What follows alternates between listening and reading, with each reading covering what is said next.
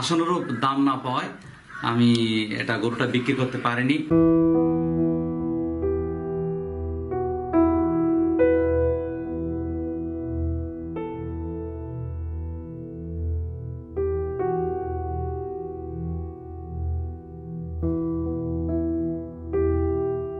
হাকডাক ছড়িয়েও কাঙ্ক্ষিত দামে বিক্রি করা যায়নি কোরবানির উদ্দেশ্যে বড় করা শুভরাজের। 4 বছরে তার পেছনে খরচ হয়েছে 13.5 লাখ টাকা।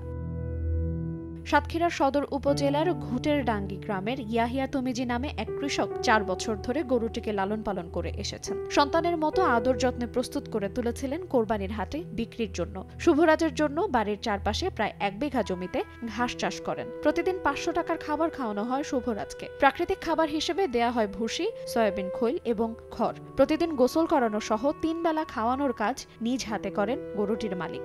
যারা গ্রাহক আসছিল সর্বোচ্চ 4.5 লাখ টাকা তারা দাম বলেছে, অথচ এই গরুর পেছনে 13.5 লাখ টাকা আমি খরচ করে ফেলেছি।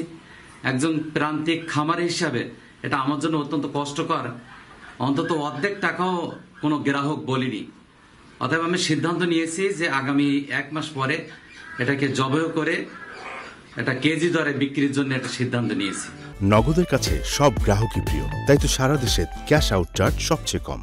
সাদা কালো রঙের শুভরাজের ওজন 1000 কেজি। বিক্রির উদ্দেশ্যে এর দাম হাঁকানো হয়েছিল 10 লাখ টাকা। তবে মাত্র 4 লাখ টাকা দাম উঠেছে বলে কোরবানির হাটে বিক্রি হয়নি শুভরাজ। তাই কেজিতে মাংস বিক্রি করার কথা জানিয়েছেন গরুটির লালনকারী ইয়াহিয়া তমিজি।